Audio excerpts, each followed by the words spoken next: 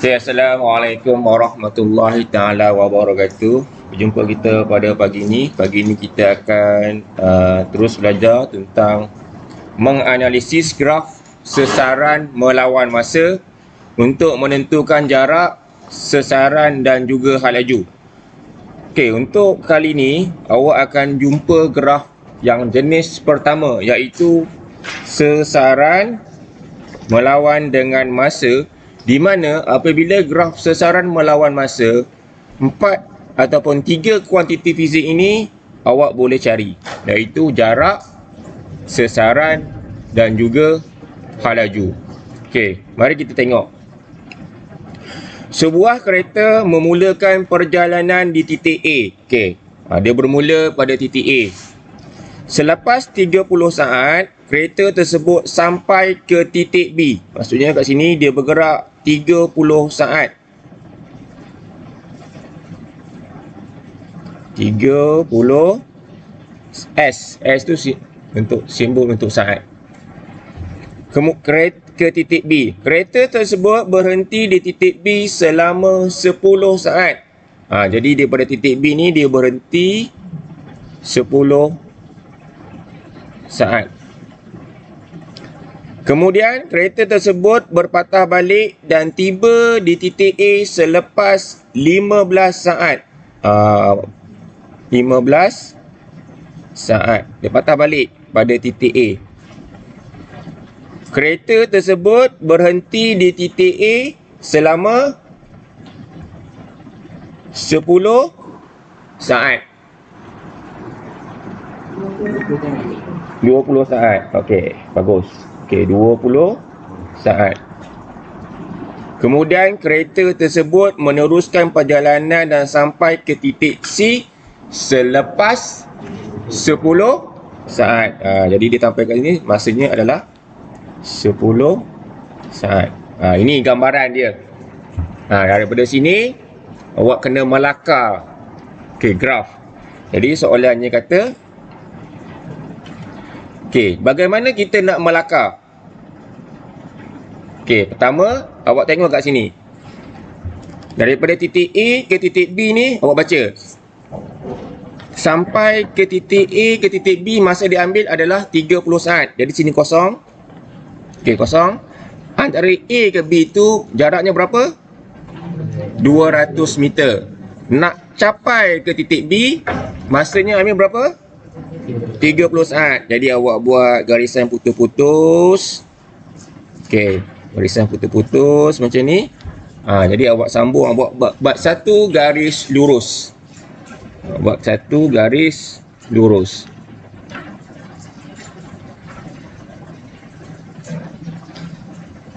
Sampai sini. Ini macam mana kita nak melakar. Buat sama-sama. Buat sekarang pada modul tu.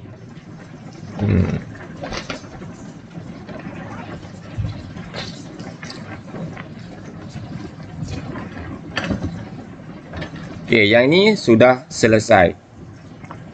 Garis lurus ya. Ini dah selesai. Boleh? Jelas? Faham?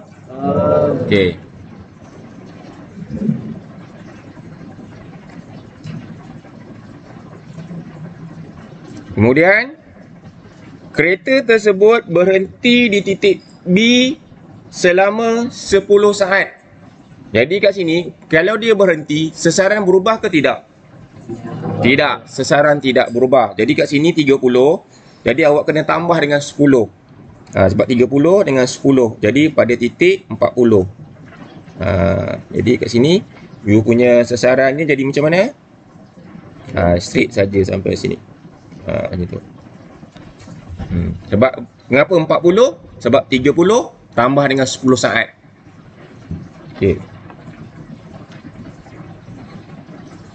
Jelas?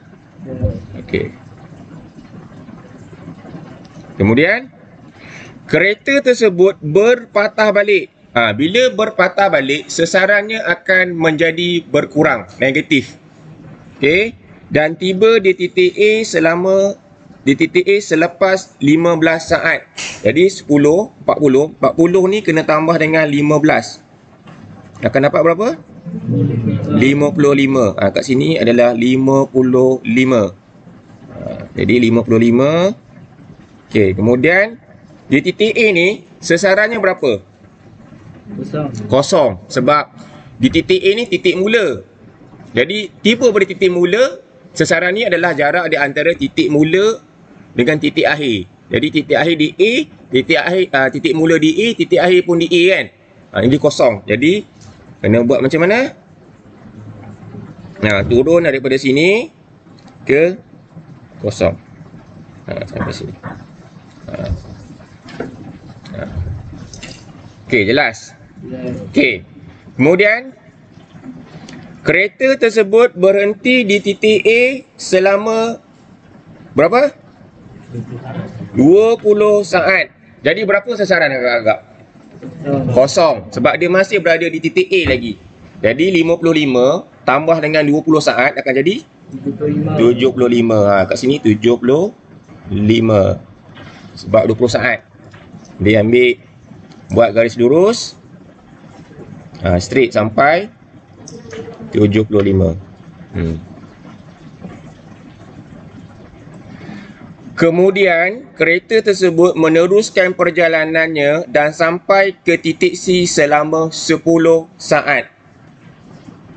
Jadi dekat sini 10 saat. Jadi 75 tambah dengan 85, tambah dengan 10 akan jadi 85. Okey, macam mana dia punya sasaran? Seorang tadi mula-mula ke kanan, sekarang bergerak ke kiri. Bila bergerak ke kiri, sasaran menjadi negatif. Jadi berapa dia punya sasaran dia? 100. Sebab dekat sini dia gerak negatif 100. Jadi daripada sini 85, buat garis putus-putus macam ni. Okay.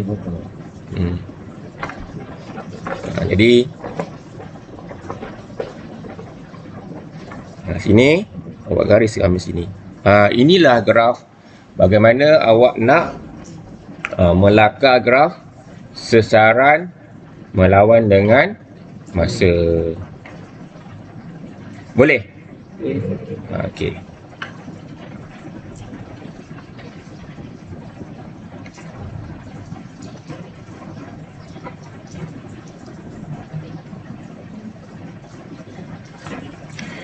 Okey, kemudian daripada graf sesaran melawan masa, bagaimana kita nak kira hal laju? Dalam soalan ni dia kata kira hal laju daripada 0 ke 30 saat. Jadi yang mana? Jadi kalau cikgu buat segitiga, okey, 0 ke 30 saat, kita buat segitiga macam ni. Okey, untuk cari hal laju, awak mesti kira dia punya kecerunan. Nak dapat hal laju, mesti kira dia punya kecerunan. Awak pernah belajar dalam mat kecerunan? Kecerunan. Okey. Okey, iaitu kalau awak tahu dia punya formula adalah Y2 tolak Y1 per X2 tolak X1 ataupun panjang X bahagi dengan panjang Y. Ini panjang Y bahagi dengan panjang X. Ini yang paling mudah. Kalau awak tengok 0,30 yang mana? Yang ni. Yang ni. Sebab antara 0 sampai 30 saat. Jadi kat sini panjang Y berapa? 200. Panjang X 30. Jadi kat sini dia punya hal laju adalah Y per dengan X akan dapat Y berapa? 200 bagi dengan 30. Maka kat sini hal lajunya berapa? 6.67 unitnya meter per saat. Ingat, dalam fizik tidak boleh jawapan dalam pecahan. Tak boleh. Kalau awak kira-kira tu ambil 2 titik perpuluhan. Okey, jelas? Okey, itu yang pertama. Okey. Jadi kalau awak tengok ke seterusnya. Okey. Hal laju daripada 30 hingga 40 saat. Yang mana agak-agak? Yang ni. Daripada 30 sampai ke 40 saat. Jadi kalau awak lukis, dia akan jadi mendatar macam ni. Kalau mendatar macam ni, agak-agak berapa kecurunan dia? Tak ada, kosong. Jadi kosong meter per saat. Tak ada kecurunan sebab dia mendatar. Jelas? Okey. Kemudian soalan berikutnya, dia cakap apa? Daripada 40 hingga 55. Mana agak-agak? Yang ni kan? Ni dia menurun. Dia sudah menurun. Jadi kalau awak lukis segitiga, segitiga ini menurun. Okey, panjang Y berapa? 200. Panjang X 15 kan? 15 sebab 55 tolak dengan 40. Okey, ingat. Kalau dia menurun, kecurunannya negatif. Letak negatif kat sini. Okey, negatif 200 bahagi dengan 15. Jadi kat sini V-nya awak akan dapat negatif berapa? Negatif 13.33. Unitnya apa? Meter per saat. Senang sahaja. Jangan cakap fizik itu susah. Okey. Yang belakang tu nampak? Nampak. Okey. 50 halaju dari 55 hingga ke 75. Yang mana agak-agak? Yang ni, yang mendatar ni. Bila mendatar, awak tahulah kecurunannya mesti kosong. Jadi kat sini halajunya adalah 0 meter per saat. Okey. Soalan berikutnya, halaju dari 75 hingga 85. Yang mana satu? Yang ni, bawah ni. Jadi awak lukis segitiga. Lukis segitiga. Ingat, ini menurun. Bila menurun, mesti negatif. Okey, Y berapa? V sama dengan Y 100. Sini 100. 100 X 10. Jadi 10 negatif 100 bahagi dengan 10. Akan dapat negatif 10 meter per saat. Okey, inilah macam mana awak nak melakar daripada graf sesaran melawan masa dan juga kira halaju. Jelas? Okey. Soalan berikutnya, jumlah jarak. Macam mana kita nak cari jumlah jarak? Awak dah tahu tadi kan? Mula-mula macam mana? Mula-mula ni titik A ni kosong lah. Kemudian dia pergi dekat titik B tadi 200. Kemudian daripada titik B ke titik A 200 lagi. Jadi 200 tambah dengan 200 dan 400. Kemudian daripada titik A tadi dia akan pergi kepada titik C. Jadi tambah dengan 100. Jadi jaraknya adalah 200 tambah 200 tambah 100. Akan dapat 500. Jadi jumlah jarak adalah 500 meter. Ini jarak. Okey, sesaran. Sesaran macam mana dapat? Apa itu sesaran? Sesaran adalah jarak titik mula. Mana titik mula? A. Kita padam balik. Ni adalah titik mula. Titik mula. Titik akhir kat mana? B ke C? Ini jadi ini titik akhir dia. Jadi berapa jarak antara titik mula dan titik akhir? 100. Jadi sesaran adalah 100. 100 apa? 101 meter. Boleh? Okey. Jadi laju purata. Okey, laju purata formulanya apa?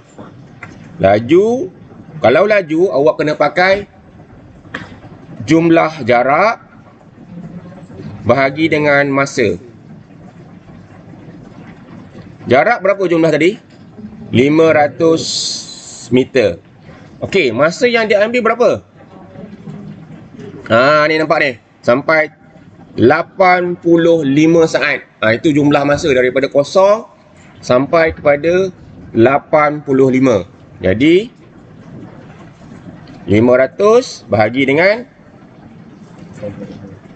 85 saat. Berapa jawapannya? 5.88 meter per saat. Sebab bila ini meter, ini saat, jadi bila atas akan jadi kuasa negatif 1. Tapi kita tak sebutlah meter saat kuasa negatif 1. Kita akan sebut meter per saat. Okey, kalau hal laju.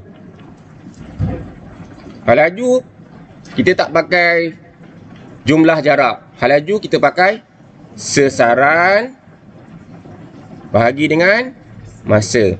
Sesaran tadi awak dapat berapa? 100 meter. Masa? Masa sama. 85 saat. Jadi kat sini awak akan dapat berapa? Minta maaf. Sesaran tadi sudah bergerak ke mana? Ke kiri. Bila kiri, awak kena letak negatif kat atas. Kat sini pun kena letak negatif. Sebab sesaran ni dia ada arah. Negatif tu adalah arah berlawanan dengan arah mula-mula. Jadi negatif 100 bahagi dengan 85 saat akan dapat negatif 1.18 meter per saat. Jadi inilah bagaimana awak nak kira